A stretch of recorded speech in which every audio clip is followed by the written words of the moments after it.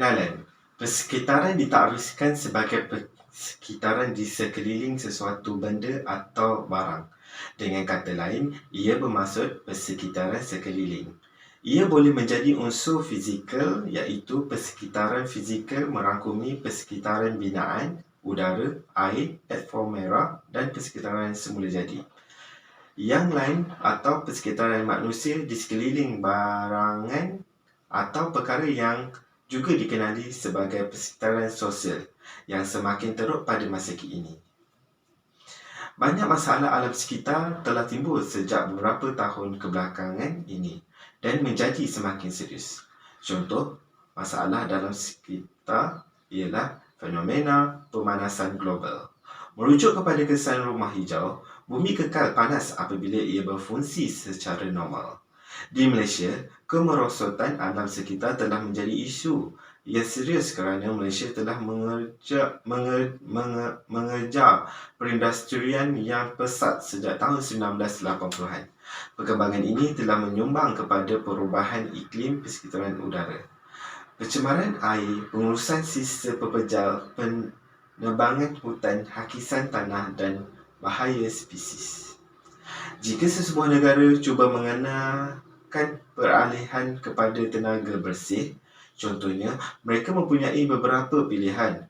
Kerajaan boleh mengenakan had tetap ke atas pelepasan karbon, atau ia boleh menggunakan lebih banyak penyelesaian berasaskan insentif, seperti meletakkan cukai berasaskan kuantiti ke atas pelepasan atau penawaran kredit cukai kepada syarikat yang menggunakan sumber kuasa boleh diperbaharui. Idea dan andaian. Terdapat 4 idea dan andaian di sini. Yang pertama, hubungan antara ekonomi dan alam sekitar. Alam sekitar menyediakan sumber kepada ekonomi dan bertindak sebagai sinki bagi pelepasan dan sisa. Sumber asli adalah input penting untuk pengeluaran dalam banyak sektor, manakala pengeluaran dan penggunaan juga membawa kepada pencemaran dan tekanan lain terhadap alam sekitar. Kualiti alam sekitar yang buruk seterusnya menjejaskan pertumbuhan ekonomi dan kesejahteraan dengan mengurangkan kualiti dan kuantiti sumber atau akibat kesan kesihatan. Yang kedua, kemerosotan alam sekitar dan perubahan iklim. Di sini menunjukkan risiko pembangunan di kebanyakan ekonomi dengan tahap kepasitian yang menyedihkan untuk penyesuaian diri dengan kesan tersebut. Dengan kemerosotan alam sekitar, bukan sahaja kualiti dan kuantiti bahan mentah telah berkurangan dalam satu tempoh masa, tetapi juga kuantiti sumber manusia semakin merosot akibat kepelbagaian biologi yang semakin berkurangan dan pelbagai jenis bahaya kesihatan yang berpunca daripada pencemaran udara dan air atau penebangan hutan. Yang ketiga, penyelesaian kepada masalah alam sekitar global. Memerlukan kerjasama antara bangsa di mana kos dan faedah tindakan alam sedikit berbeza dari negara ke negara. Oleh itu, pemindahan sumber antarabangsa adalah perlu untuk mencapai persetujuan mengenai dasar berkesan untuk membendung pelepasan gas rumah hijau. Tingkah laku manusia tetap telah tidak sesuai untuk menangani kesan yang berpotensi membawa maut daripada gabungan evolusi. Teknologi yang semakin pesat dipadankan dengan evolusi sosial beretika yang sangat perlahan. Dan yang terakhir, yang keempat, kemiskinan. Orang ramai untuk melakukan aktiviti yang merosakkan seperti memotong pokok untuk menggunakan kayu sebagai bahan bakar, menggunakan tanah pertanian secara berlebihan, mengeksploitasi sumber air secara berlebihan dan mengelak daripada menggunakan perkhidmatan peningkatan kesihatan. Begitu juga isu alam sekitar berpunca daripada faktor sosial. Sebagai contoh, pertumbuhan penduduk membawa kepada penggunaan sumber asli secara berlebihan untuk menyediakan keperluan asas seperti perumahan, penjagaan kesihatan, sanitasi, air selamat, pendidikan, makanan dan elektrik. Baiklah, seterusnya masalah atau cabaran isu alam sekitar. Cabaran bagi negara adalah untuk menangani dengan sewajarnya pencemaran udara yang semakin teruk, pencemaran air, bunyi dan kesesakan, serta pelupusan dan pengurusan sisa di kawasan bandar. Akibat terutamanya daripada peningkatan penggunaan tenaga dan komoditi pembandaran pesat dan perindustrian. Menurut Bahar 2022, kegiatan ekonomi Malaysia kebanyakannya terletak di kawasan bandar. Penambahan penduduk tidak seimbang di kawasan bandar mengakibatkan kesesakan bandar, perumahan yang tidak mencukupi dan pertumbuhan setinggan dan penempatan marginal, serta pengurusan sisa dan perkhidmatan asas lain yang tidak mencukupi. Masalah kedua bagi Malaysia adalah untuk membalikkan arah aliran kemerosotan tanah, penebangan hutan, pelupusan sumber manusia semula jadi dan kehilangan biodiversiti di banyak kawasan di negara ini, dan menggalakkan pemulihan dan penggunaan mampan sumber biologi dan genetik. Yang ketiga, pemecahan habitat akibat daripada pelbagai aktiviti ekonomi dan pencerobohan manusia mengurangkan kepelbagaian genetik akibat daripada penggunaan berlebihan pertanian moden. Sebagai contoh, negara telah memperkenalkan dasar dan amalan pengurusan hutan dan pertanian yang mampan serta meluas kawasan perlindungan untuk melawan trend penurunan dalam kepelbagaian biologi, kualiti tanah dan sumber hutan. Yang keempat, kawasan marin dan pantai. Negara telah mengalami perubahan habitat fizikal, pencemaran daripada aktiviti manusia dan ekonomi, dan penggunaan yang tidak mampan dan eksploitasi berlebihan. Kualiti dan kesediaan air tawar yang bersih akan menjadi antara masalah alam sekitar yang paling mendesak yang akan menghadapi oleh negara pada masa hadapan. Seterusnya, cara-cara penyelesaian. Yang pertama, perlulah mengadakan kempen penanaman semula hutan secara meluas harus dilancarkan demi kepentingan perlindungan alam sekitar. Penebangan hutan boleh dielakkan dengan pelbagai tindak balas. Pertama sekali, kita harus hutanan semula sedang tumbuh pokok di dalam hutan. Ini akan membantu menyelesaikan kehilangan pokok yang ditebang. Lebih-lebih lagi, penggunaan produk berasaskan tumbuh-tumbuhan harus meningkat. Ia akan memaksa industri yang berbeza untuk menanam lebih banyak pokok.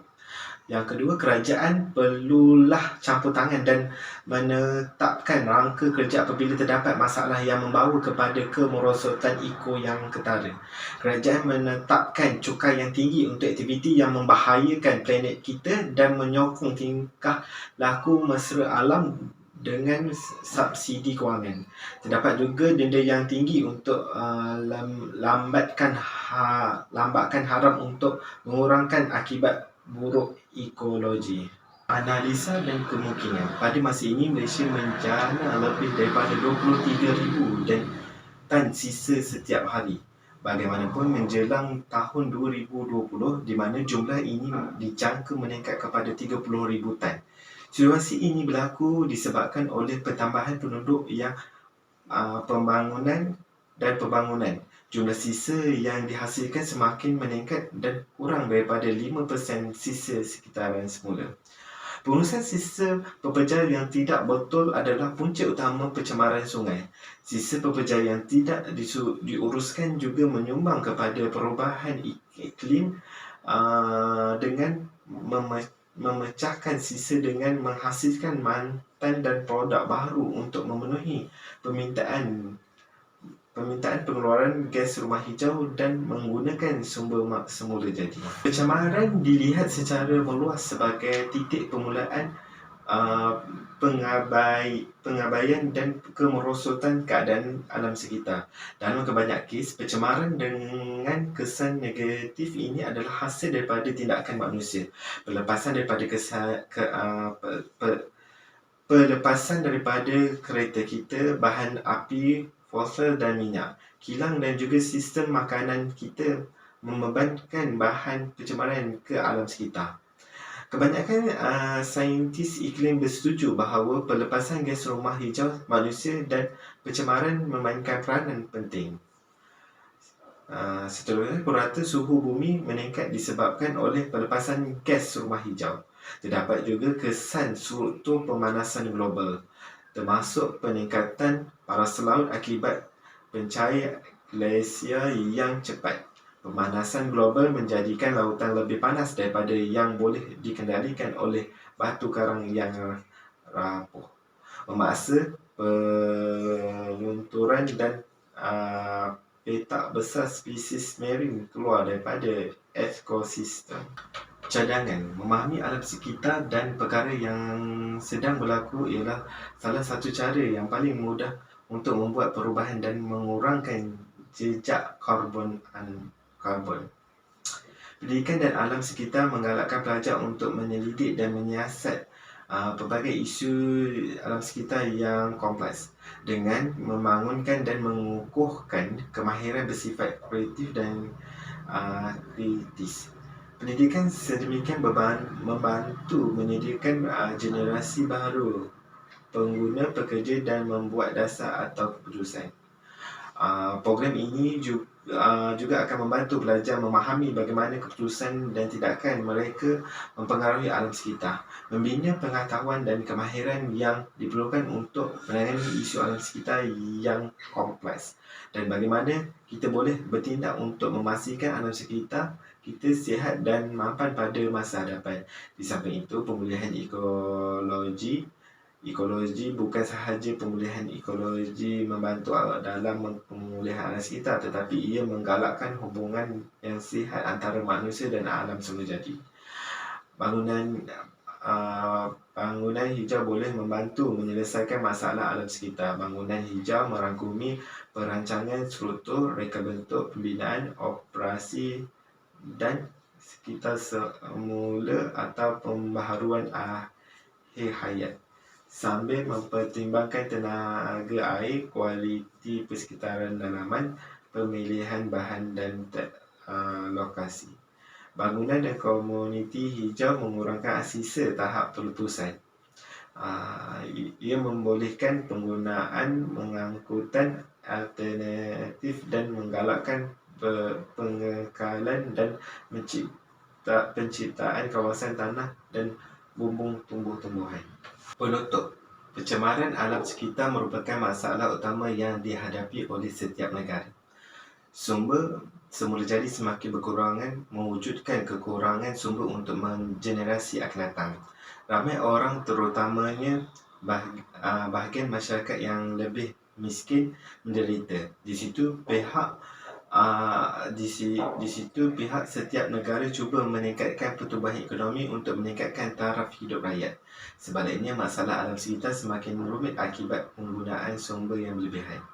Masalah kesihatan alam sekitar yang dialami oleh Malaysia terutamanya disebabkan oleh pencemaran udara, pencemaran air, perubahan iklim, penipisan ozon, pengurusan sisa pepejar dan pengurusan sisa toksik kimia dan berbahaya. Kawasan perindustrian Malaysia umumnya terletak di kawasan bandar. Hubungan antara perubahan iklim dan biodiversiti telah lama ditubuhkan. Walaupun sepanjang sejarah bumi, iklim sentiasa berubah dengan ekosistem dan spesies datang dan pergi.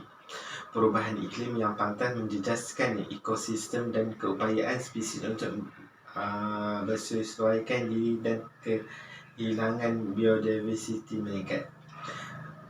Penebangan hutan merupakan masalah alam sekitar, di mana hutan memainkan peranan penting dalam sektor alam sekitar. Hutan semula jadi adalah reserve biodiversiti. Ia juga merupakan sinki karbon, membantu menghalang karbon daripada atmosfera dan lautan. Sebaliknya, karbon dioksida dan gas lain menyumbang kepada pemanasan global dan perubahan iklim. Penebangan hutan adalah isu alam sekitar. Hutan mempunyai peranan penting dalam ekologi sesuatu persekitaran. Hutan semula jadi bertindak sebagai reserve biodiversiti. Ia juga merupakan penyerap karbon, membantu dalam menghalang karbon daripada atmosfera dan lautan. Karbon dioksida dan gas lain seterusnya menyebabkan pemanasan global dan perubahan iklim. Memandangkan pengurusan kesihatan alam sekitar, Malaysia menghadapi cabaran untuk memacu proses melalui memudahkan kerjasama dan sesuai dan melahirkan pengamal kesihatan alam sekitar. Tetapi negara terus memainkan peranan aktif dalam merancang dan melaksanakan aktiviti kesihatan alam sekitar di peringkat nasional dan menekankan kerjasama serantau dan antarabangsa dalam menangani isu kesihatan alam sekitar yang berkaitan.